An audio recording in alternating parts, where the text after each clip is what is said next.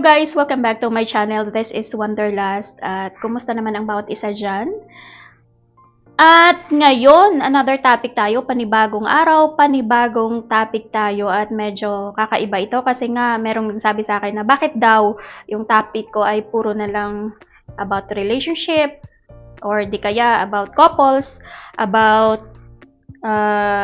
marriage or partners or laging may hugot. So, ito ngayon, ibahin natin. Actually, we can talk any topic under the sun. Any topic na gusto nyo. Next time, mag-topic din ako about fashion. Kung yan ang, kung yan ang gusto. Kasi, merong nagsabi talaga, bakit daw yung mga topic ko. Actually, guys, pag gumawa ako ng content, yung mga topic ko about the relationship, ibig sabihin, meron akong nakausap niyan or merong nagtanong sa akin or merong nag-share sa akin at sinishare ko din sa inyo. So, ganyan yan. Hindi yan basta na dumadating lang sa akin. I talk whatever I want. Minsan, meron kasi akong nakakausap. Minsan kasi nakaupo lang ako sa, halimbawa, pag kumakain ako sa labas, merong tatabi sa akin and then suddenly mag-share yung mga ganito, ganyan. So, doon ako nakakuha ng mga topic na yan. So, ngayon, okay, ito yung ating topic about finances naman. Yung tipong kakasahod mo pa lang ay ubos na kaagad. Hindi mo pa napagtrabahuhan, eh wala na. Yung tipong nasa listahan mo pa lang, kumbaga nasa budget plan mo pa lang, pero wala na palang matitira sa'yo. O diba? So bakit nangyayari iyon sa atin? At I'm sure na marami ang relate dito, especially sa aming mga OFW or di kaya sa mga normal na mga empleyado. Yung ganitong scenario na hindi mo pa nahawakan ay wala na kaagad. Halimbawa, sinahuran ka ng Saturday. Guys, sa amin dito, sahuran ka ng Saturday, lumabas ka ng Sunday kasi off mo. Umuwi ka ng gabi, resibo na lang ang bitbit mo. O diba? Ang saklap. At pag ganun ang sitwasyon, diba talagang draining siya. Talagang parang nakakawalang gana. Yung nawawalan ka ng motivation tuloy na magtrabaho, parang masasabi mo sa sarili mo na, ayoko na.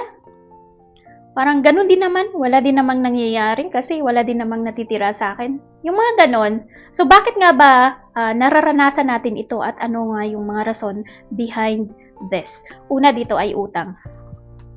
Yung utang talaga ay physically, emotionally, mentally draining pag meron kang utang kasi yun na lang lagi ang iniisip mo every month.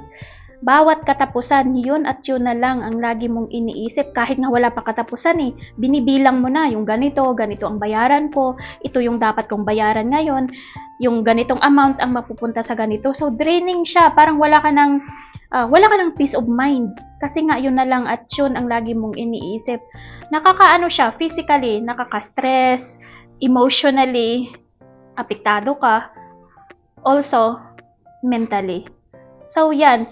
At hanggat hindi natin pinuputol yan, ganun at ganun pa rin yung cycle na nangyayari sa ating sitwasyon every month.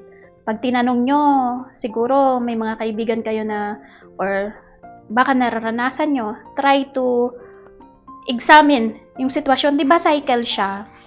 Kasi nga ganito, halimbawa pag may utang ka, so yung sahod mo ngayon ay sakto lang talaga na pambayad mo sa utang mo for this month. So, saan ka kukuha ng mga gagastusin mo? Kasi kumakain ka naman everyday, di ba? Meron kang mga anak. Kung meron ka pang mga anak, mas mahirap talaga. At meron kang, kailangan mo din ng allowance. So, saan ka kukuha niyan? So, ibig sabihin, mangungutang ka ulit para matustusan hanggang makaabot ka ulit for the next 15 days or sa katapusan. So, di ba cycle? So, hanggat hindi natin pinuputal ang ganyan na sitwasyon, yung utang tayo ng utang, hindi tayo makaalpas dyan, ganun at ganun pa rin yung ating sitwasyon. So, kailangan nating stop. I'm sure na mahirap. Yes, pag andyan ka sa isang sitwasyon na medyo hanggang lagpas ulo na yung utang, talagang mahirap siyang makalabas. Pero may mga bagay naman, may mga ways naman kung talagang gustuhin mo ang isang bagay, ay pwedeng mo talagang labasan yan. Kasi nasa atin naman yan eh. Tayo din naman ang nangungutang. So, ibig sabihin, tayo din ang may kakayahan na lumabas sa ganyang klaseng sitwasyon. It is the way of how you manage lang talaga. And then number 2 is, I deserve this. Di ba lagi nating naririnig yan? Oh, I deserve that. I deserve na mag-travel sa ibang bansa kahit na medyo alanganin yung budget. It's because na I deserve this. Ako yung nagtatrabaho, ako yung nagpapakahirap. Yes, wala akong question dyan. Hindi ako against sa ganyan kasi nga, from time to time, kailangan din naman nating i-treat yung ating sarili. Kailangan nating i-reward yung ating sarili kasi nga, tama naman tayo ang nagpapakahirap pero dapat kontrolado natin. Huwag nating laging i-justify na kahit na hindi na natin kaya ay it's because I deserve this. So pag hindi mo kaya, anong gagawin mo? Mangungutang ka ulit. O diba? So cycle lang talaga yan. Kumbaga they are connected to each other kung bakit ka andyan sa ganyang klaseng sitwasyon sa ngayon. Pwede ka namang magtimpla ng kape mo Pwede ka namang mag 3-in-1 pero gusto mo lagi naka-Starbucks ka. Tandaan natin na may kasabihan na even the small hole can sink the whole ship. Anong ibig sabihin nun? Kahit na kahit na barya-barya lang yan, pag hinayaan mo, asahan mo, sa katapusan, wala nang matitira sa'yo. Ibig sabihin na kailangan nating bantayan every cents. Bawat galaw ng pera mo, kailangan nakatrack yan sana Every cents. Kasi nga, try to imagine. Mag-Starbucks ka everyday. Bilangin mo sa isang month or sa isang taon na pwede ka namang uminom ng kape puro. Yung 3-in-1, pwede naman yun Pero gusto mo lagi naka-Starbucks is because you are justifying na, I deserve this. O, diba? Gets? And then another one is yung mga luho natin, yung mga bisyo natin. Isa din yan sa mga nakakaubos ng sweldo Nakakaubos ng sweldo talaga yan. Lalo pa kung mahilig ka mag-add to cart, mahilig ka sa mga online shopping. Actually guys, hindi ako fan sa mga online shopping or sa mga add to cart. It's because na I always prefer yung quality. Kasi nga iba yung expectation mo versus sa reality. Minsan ang ganda-ganda sa picture, 'di ba? Ang ganda-ganda sa picture. Tapos pagdating sa'yo, hindi mo naman pala bet. It's because na hindi maganda yung quality or hindi kasya sa'yo. So maraming mga reasons dyan. Kaya ayaw ko talaga ng mga online shopping. Hindi ako nag-online shopping, hindi ako nag-add to cart. It's because na mas maganda na pumunta ka sa shop mismo, makita mo, kumbaga, pag bumili ka, make sure na it is worth it.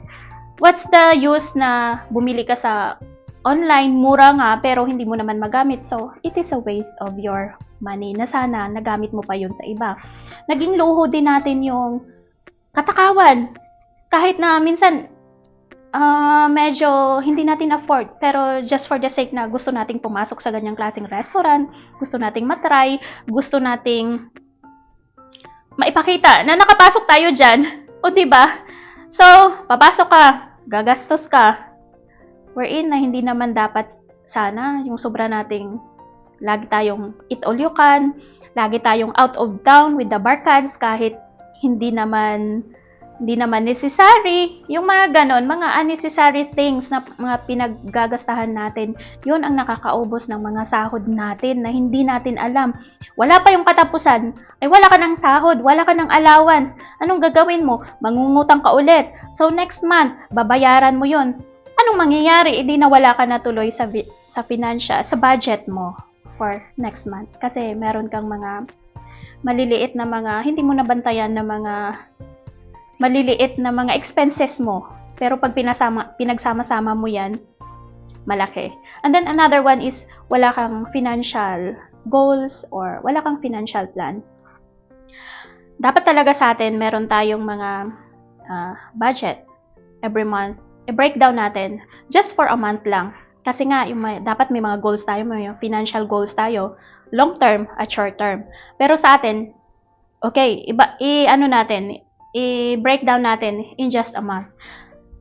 Actually guys, sa akin, it is my habit, it is my practice na every month, pagkatapos ng sahod, meron talaga akong notebook na nakalagay dyan kung saan napupunta yung pera ko, nakatrack kung saan pupunta, kung saan ko dinadala, saan ko nilalagay. Kasi nga, pag meron kang financial budget every month, malalaman mo kung hanggang saan ka lang kung hanggang magkano lang yung pwede mong spend para hindi ka mabaon sa utang. Halimbawa, hanggang 500 lang yung pwede mong spend para sa sarili mo. So hanggang dyan ka lang talaga. Not unlike na pag wala kang financial plan or wala kang budget plan, akala mo pwede mo pang gastahin yon. So meron kang nakalimutan na hindi mo nabayaran. Pag uwi mo ng bahay, ay nakalimutan mo pala, may bills ka pala, may telephone bills ka palang na kailangan mong bayaran. So wala ka ng pambayad ngayon kasi nga naipan-shopping mo na, naibili mo na nang hindi mo naman kailangan. O di ba yung mga ganon, not unlike na pag meron kang budget every month, matatrack mo every single cents ng pera mo kung saan ito pumupunta. O di ba? Sabi nga, dapat ikaw ang mag-control sa pera mo. Hindi ang pera mo ang mag-control sa'yo kung paano mo ito gastahin. So, kailangan tayong maging financially wise. At sa next topic natin, sasabihin ko kung ating pag-usapan kung ano naman yung mga bagay-bagay na pwede nating gawin para maiwasan natin yung ganitong sitwasyon. Kasi nga, bago natin solusyonan ng isang sitwasyon, dapat alamin muna natin kung ano yung reasons. So, ano nga ba yung mga reasons kung bakit wala pa yung sahod, ay ubos na kaagad? Una, utang. Sabi ko kanina, utang. Tapos yung lagi nating sinasabi sa ating sarili na, oh, I deserve this. Pangatlo, yung ating mga bisyo, yung ating mga luho na hindi natin nakukontrol. At yung pang-apat ay wala tayong mga financial goals, wala tayong mga financial plan, or hindi tayo gumagawa ng budget diary natin every month. So yun lamang guys, maraming salamat sa inyong lahat at shout out sa inyong lahat dyan, sa ating mga kaibigan na patuloy na nagsusupport. Thank you so much. I hope na meron kayong natutunan sa mga sa aking naibahagi ngayon. Thank you so much for your support as always. This is Wanderlust. God bless everyone and always be a blessing to others.